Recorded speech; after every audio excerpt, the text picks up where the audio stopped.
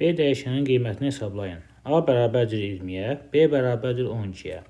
A-ya mənimsədirik, A üstəgəlsin B, yəni 20 üstəgəlsin 12.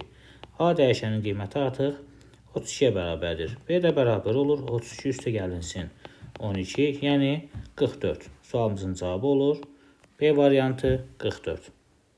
Bir punkt bərabərdir 0,35 millimetrə. Cavablarımız isə 0,35 millimetr olmadığına görə santimetrə çevirsək 0,35 santimetr alacaq. Sualımızın cavabı olacaq B variantı. 128/64 nöqtədən ibarət RGB rəng sxemində kodlaşdırılmış qrafik fayl 32 kilobit saniyə sürətlə neçə saniyəyə ötürülər? Verilənlərimizi yazaq. Deyirəm ki, K nöqtələrin sayı bərabərdir 128/64, yəni 2/7/2/6, yəni 2/13 nöqtədən ibarətdir mənim bu faylım. RGB dediyinə görə bir nöqtənin yaddaşda tutduğu həcm olacaq 24 bit. Bunu da 3 vurulsun 2/3 bit kimi yaza bilərik. Daha sonra baxırıq ki, faylımızı ötürmüşük. Faylımızın ötürülmə sürəti də 32 kilobit böl saniyə, yəni 2/5 vurulsun 2/10 bit böl saniyə, yəni 2/15 bit böl saniyə ilə ötürmüşük. Bizdən istənilən T'dir. Düsturumuzu yazaq. Q bərabərdir K vur I və Q bərabərdir V vur T düsturuna istifadə edəcəyik. Bu da Q eyni olduğuna görə K vur I bərabərdir V vur T yaza bilərik. K vur I, yəni 2/13 vurulsun 3 vur 2/3 bit bərabərdir 2/15 bit böl saniyə vurulsun T'yə. T'ni tapmaq üçün yazacağıq. 2/16 vur 3 bit bölünsün 2/15 bit böl saniyə. Saniyə də qalxır yuxarıya. 215 ilə 216 ixtisar gedir, 2 qalır. Bitlər ixtisar gedir və buradan alırıq cavab olaraq 2 vur 3 saniyə, yəni 6 saniyə. Sualımızın cavabı olur C variantı. Baza proqramlarına aid olan proqram hansıdır? Biz bilirik ki, baza proqramları əməliyyat sistemləridir. Variantlarımız içərisində isə əməliyyat sistemi yalnız A variantındadır. Yəni sualımızın cavabı olacaq A variantı Linux. Proqramın nəticəsində ekrana nə çıxacaq? X bərabərdir 6, Y bərabər 9 və əgər X böyüksə Y, baxırıq, X 6-dır, Y 9. 6 9-dan böyük olmadığına görə bu şərtə baxmırıq, düşürük S halına. S, K bərabərdir X çıxılsın Y, yəni K bərabərdir 6 çıxılsın 9, yəni -3-ə bərabər olur K. Daha sonra isə K-nı çap edirik, yəni -3-ü çap etmiş oluruq. Sualımızın cavabı olur D variantı. Nə giriş, nə də çıxış quruluşuna aid deyil. A variantında printer çıxış qurulusudur. C variantında scanner giriş qurulusudur. D variantında siçan giriş qurulusudur. B variantında prosesor isə sistem blokunun əsas qurğularındandır. Yəni nə giriş, nə də çıxış qurğusuna aid deyil. Sualımızın cavabı olur B variantı. Alqoritm nəticəsini hesablayın. S0 mənimsətmişik, I-yə 1 mənimsətmişik. Daha sonra digər bloka düşürük. I kiçik bərabərdir 10 şərtini yoxlayırıq. I 1 olduğuna görə 1 kiçik bərabərdirmi 10? Bəli.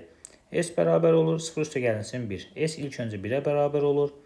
Daha sonra I bərabərdir I plus 1. Yəni I bərabər olur 1 üstəgəl 1, 2 olur. Və bu formada bizim dövrümüz davam edir. Yəni, hər dəfəsində biz bu şərti yoxlayırıq. Əgər şərt ödənirsə, hər halında biz gəlirik, hər dəfə i-ni s-in üstünə cəmləyirik və i-ni hər dəfə bir vayda artırıb şərtimizi yoxlayırıq. Deməli, i-nin ala biləcəyi qiymətlər 1, 2, 3, 4, 5, 6, 7, 8, 9 və 10-dur. Və burada s də bərabər olur 1 üstəgəlsin 2, üstəgəlsin 3, üstəgəlsin düz 10-a kimi. Buradan s alırıq 55. I sonda dedik ki, i kiçik bərabərdir 10 şərtini ödəyən bizdə i 10-dur. Dedik 10 kiçik bərabərdir 10-dan? Bəli. S-in üzərinə 10 gəldik. I bərabər oldu 10 üstəgəl 1, 11-ə. Yenidən şərtimizi yoxladıqda 11 kiçik bərabərdirmi 10? Xeyr. Ona görə dövrdən çıxırıq. Sonda isə S-i çap edirik. S də bərabər olur 55-ə. Yəni sualımızın cavabı olur C variantı. Fayl adında qadağan olunmuş simvollara aiddir. Fayl adında qadağan olunmuş 9 simvolumuz var. Bunlar hansılardır? Qısaca yadda saxlamaq üçün tac, böyük kiçik işarəsi, dırnaq, sual, ulduz və 2 nöqtədir. Bu simvollara uyğun gələn isə D variantıdır. 16-nın kubu onluq ədədinin 16 sayı sisteminin çevrilməsindən alınan cavabı seçin. Yazaq. 16-nın kubunu yaza bilərik. 1 vurulsun 16-nın kubu. Biraz da açıq yazsaq. 1 vur 16 üstü 3. Üstə gəl. 0 vur 16 üstü 2. Üstə gəlinsin 0 vur 16 üstü 1. Üstə gəlinsin 0 vur 16 üstü 0 kimi yaza bilərik. Bu bizdə 16 sayı sistemində olan ədədin açıq yazılış formasıdır. Baxırıq. 16-nın kubundan bir ədəd var. 16-nın kvadratından yoxdur. 16 üstü 1-dən 0 ədəddir və 16 üstü 0-dan 0 ədəddir. Ədədimizi almış olduq. 1016 sayı sistemində. Yəni sualımızın cavabı olur B variantı. Hansı kombinasiya vasitəsilə mətn soldan düzləndirilir? Sol ingiliscə leftdir. Yəni burada cavabımız olacaq Ctrl-L. Yəni sualımızın cavabı olur C variantı. Müxtəlif həcmə malik fayllardan hansının həcmi diskdəki həcmi ilə eyni olur? Əgər faylın həcmi klasterin həcminə tam bölünürsə, kəsr alınmırsa, demək ki, faylın həcmi diskdəki həcmi ilə eyni olur. Burada baxırıq, yəni bir klasterimizin həcmi 4 kilobaytdır. O zaman 4-ə tam bölünən ədədləri axtaracağıq. Uyğun olan 72 və 128-dir. Yəni sualımızın cavabı olacaq A variantı. Proqram çıxışa hansı qiyməti çap edər? P bərabərdir 1. Yəni ilk öncə P-yə 1-i mənimsədirik. Daha sonra foreign range 5. Yəni i-nin ala biləcəyi qiymətlər 0, 1, 2, 3 və 4-dür. Və hər dövrdə P-nin üzərinə i-ni, yəni buradakı dəyərləri gəlirik. P bərabər olur 1. P-nin əvvəlki qiyməti üstə gəlinsin 0, üstə gəl 1, üstə gəl 2, üstə gəl 3 və üstə gəl 4. Buradan da nəticə olaraq dövr sonunda 11 alırıq və 11-i çap edirik. Yəni sualımızın cavabı olur C variantı 11. Xanalardan yanlış adlandırılanı seçin.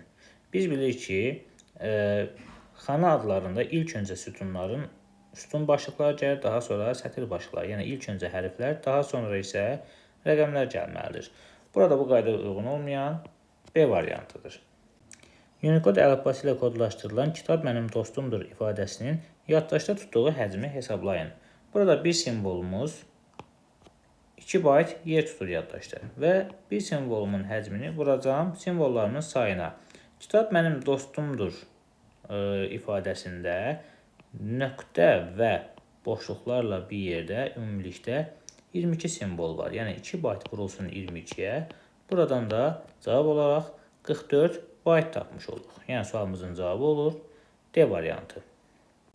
Windows əməliyyat sistemində qısa yolun həcmi nə qədərdir? Nəzəriyyədən də bildiyimiz kimi, əməliyyat sistemində qısa yolun həcmi təqribi 1 kilobayta bərabər olur. Yəni sualımızın cavabı olur C variantı.